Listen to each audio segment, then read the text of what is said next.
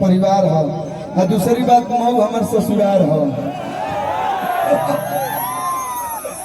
सब लोग आते हैं, सब लोग के सादर प्रणाम।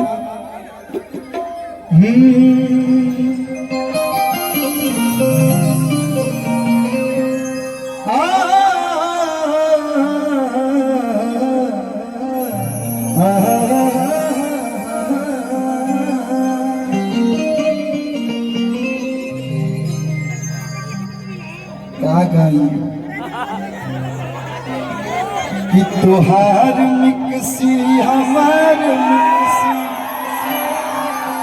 हर दोनों के मिक्सी बकला हमार पीसे नरम मसाला तुहार पीसे। अरे पारू यादव आई है भाई, शिवानी सिंह आई बनी, अभी शिल्पी राज जी, विजय चौहान जी आप लोग के बीच परफॉर्मेंस दे रहे हैं। आई एक गाना एक बाद सब लोग आई का भैया। एगो होता पिछड़ा से चूक ना जाए,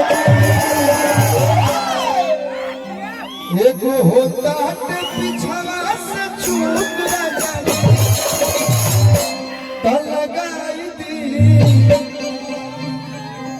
गाना भी भुलाई नहीं किलो हाथ लगाई दी चोलिया के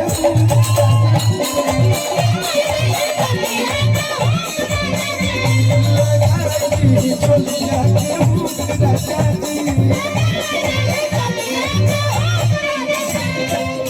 जब इतनी खूबसूरत पाली यहाँ पे है बैठी गौरव भाई भैया भैया हमारे देवानंद देव भैया भोजपुरी में बहुत कम लोग बा जिकरा के दिल से सब कलाकार प्यार करेला, उसमें आपका स्थान है। बहुत सुंदर गाते हैं, आप गाते हैं तो हम लोग को मन करता है बस सुनते रहेंगे। बहुत अच्छा गाते हैं, मतलब हम लोग को प्राउड होता है कि हमारी इंडस्ट्री में ऐसे ऐसे सिंगर हैं। अंजलि पांडे तो देखे में ललकी टमाटर होले लड़की कमरिया से देविका अधिकारी। तू लोग हाथ हिलाओ लोग हमारे गोड़ मत छुआ लोग हमारे लड़की गोड़ छुए अच्छा लगे ना। आप बैठ जाइए है ना, वो साड़ी पहनले बड़ी तो तहरा लगा ये है। हम हई यूपी बिहार वाला हमें आप ही का ना था चश्मा लगा के हैंडसम लगा तारा बहुत सारा गाना लिखी है, लेकिन कहे कि मैं करा खाती केसिया भी झाड़ लेनी पहन लेनी साड़ी लगाई लेनी रूपवा सवारी। एगो होता है पिछवा से चूक ना जाती। तुम नहीं डांस कर लो बस खड़ा हो जाए लोग तबे लोग खुश हो जाए। लोग का हो खुश है ना आप लोग, तो एक बार दोनों लोग खातिर जोरदार हाला कर दो लोग जैसे। ये है प्यार भोजपुरी का कि एगो होता है पिछवा से चूक ना जाए लगाई दी। ताली बजा के चारों तरफ से भाई देखा करूँ मोबाइल देखला तो बुझाता कि मोबाइल के फैक्ट्री में आयल बनी हो का हनुमान जी के और कोनो दूसरा जगह ना मिलल हो। उतर जना तो मार दी लाइन लाइन मारहू लाइक ना रहबो तो लगाई दी चोलिया के हमारे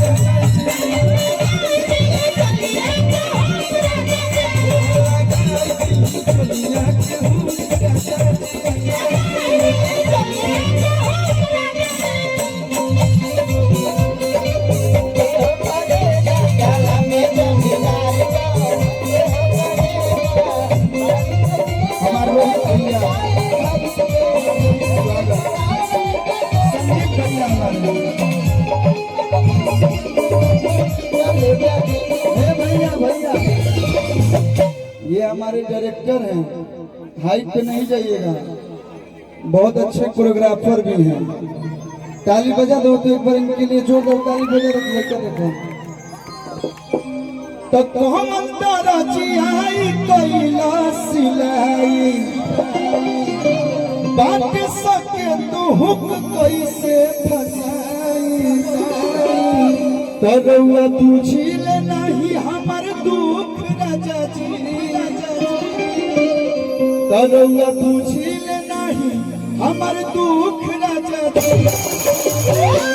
आप उधर जाइए, हम इधर आते हैं। एक बार तनी मनी हल्का फुल्का ठुमका लग जाओ का भैया, अब तो लगा आई दी चलिया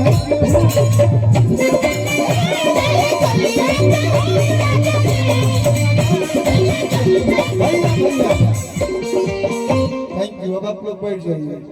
अरे